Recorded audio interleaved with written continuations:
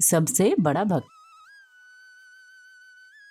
एक गांव में एक व्यापारी और दूध वाला रहता था। वह दोनों भगवान भोलेनाथ के बहुत बड़े भक्त थे। व्यापारी प्रतिदिन भोलेनाथ के मंदिर में जाता और विशेष पूजा पाठ किया करता था। उसी प्रकार दूध वाला भी अपने प्रभु के प्रति बहुत समर्पित था। वह प्रतिदिन भोलेनाथ को दूध चढ़ाता था और वह दोनों भोले बाबा के प्रति निष्ठावान थे। चाहे घंघोर वर्षा हो या आंधी तूफान हो, पर दोनों के दोनों अपने निश्चित समय पे पूजा पाठ करने के लिए पहुंच ही जाते थे। हर वर्ष जब सावन का महीना या शिवरात्रि जैसे बड़े पर्व आते थे तो व्यापारी और दूध वाला दोनों मंदिर को विशेष प्रकार से सजाकर पूजा पाठ किया करते थे। उनकी निष्ठा देखकर गांव वाले उनकी बड़ी प्रशंसा करते थे। व्यापारी विशेष दिनों पे भगवान भोलेनाथ को स्वर्ण मुद्राएं चढ़ाता था और दूध वाला भी अपनी क्षमता अनुसार दान दक्षिणा किया करता। यह सब देख कैलाश पर बैठी माता पार्वती बहुत प्रसन्न हो जाती हैं और प्रसन्नतावश प्रभु से कहती हैं, प्रभु यह दोनों आपके बहुत बड़े भक्त हैं। इनकी नियम निष्ठा देख मैं तो प्रफुल्लित हो गई हूँ। संसार में इनसे बड़ा भक्त कोई और तो हो ही नहीं सकता। यह सुन प्रभु कहते हैं कि परीक्षा लिए बिना यह कहना असंभव है देवी कि मेरा सबसे बड़ा भक्त कौन है। यदि तुम इन दोनों को सबसे बड़ा शिव भक्त मानती हो तो क्यों न हम दोनों जाकर इनकी परीक्षा लें। व्यापारी और दूध वाले की परीक्षा लेने के लिए माता और प्रभु कैलाश से प्रस्थान कर जाते हैं और धरती लोक पर प्रकट हो जाते हैं। प्रभु एक कोढ़ी का वेश बनाते हैं और माता 16 वर्षीय कोढ़ी की पत्नी का। व्यापारी के आने से पूर्व दोनों मंदिर के पास जाकर खड़े हो जाते हैं। जब व्यापारी पूजा समाप्त करके जाने लगता है तो माता व्यापारी से कहती है कि आप बहुत बड़े शिव भक्त जान पड़ते हैं। मेरे पति बहुत अस्वस्थ हैं, उनको कोढ़ की समस्या है। यदि आप हमें अपने घर में कुछ दिनों के लिए रख लेते हैं तो संभव है कि मेरे पति जल्दी ठीक हो जाए, तत्पश्चात हम चले जाएंगे। कहते हुए माता व्यापारी से सहायता मांगती है। व्यापारी को जैसे ही पता लगता है कि उस युवती के पति को कोढ़ है तो वह उन्हें अपने घर ले जाने से मना कर देते हैं। माता व्यापारी से बार बार विनती करती है, पर व्यापारी कठोर व्यक्ति की भांति वहाँ से अपने घर की ओर चला जाता है। थोड़ी देर बाद वहाँ दूध वाला दूध चढ़ाने आता है। हर दिन की तरह दूध वाला दूध चढ़ाता है और पूजा पाठ करता है। जब दूध वाला वहाँ से जाने लगता है तो माता उनसे भी वही विनती करती है जो उन्होंने व्यापारी से किया था। दूध वाला जब उस बदबूदार कोढ़ी को देखता है तो वह कहता है, माफ करना, मैं आपकी सहायता नहीं कर पाऊंगा। ऐसे कोढ़ी को कोई भी अपने घर में स्थान नहीं देगा, तो भला मैं क्यों दूं?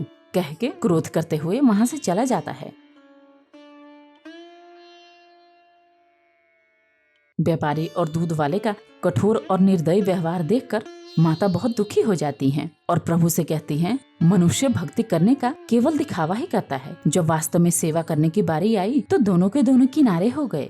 यह सुन प्रभु कहते हैं, देवी जैसे हथेली की सारी उंगलियां एक समान नहीं होती, वैसे ही कलयुग रूपी संसार में भी सारे मनुष्य एक समान नहीं होते। यहाँ एक झूठा है तो दूसरा धर्मात्मा भी है, ज्ञानी है तो अज्ञानी भी है, पापी है तो धार्मिक कार्य करने वाले व्यक्ति भी हैं। यहाँ सभी प्रकार के मनुष्य हैं, तभी तो अच्छाई और बुराई का संतुलन बना हुआ है।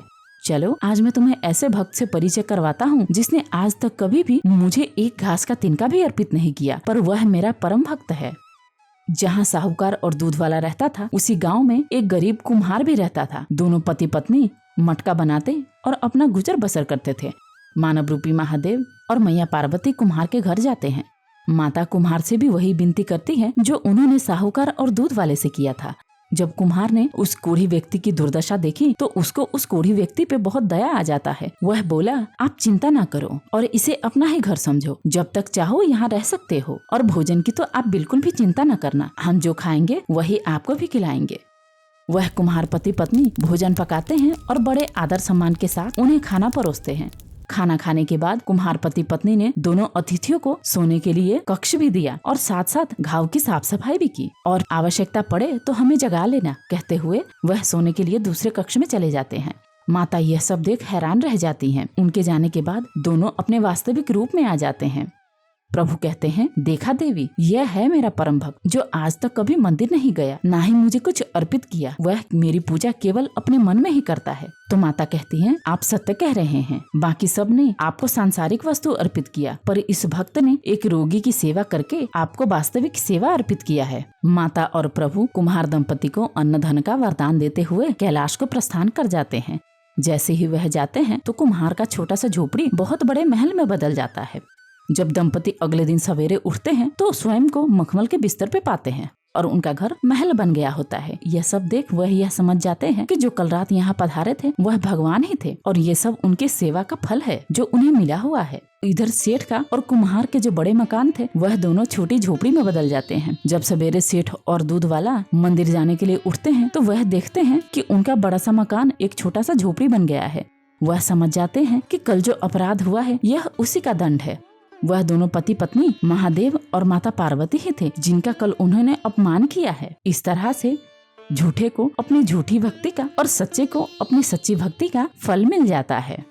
अगर आपको हमारा ये वीडियो अच्छा लगा हो तो इसे शेयर और लाइक जरूर करें और साथ ही चैनल को सब्सक्राइब भी करें।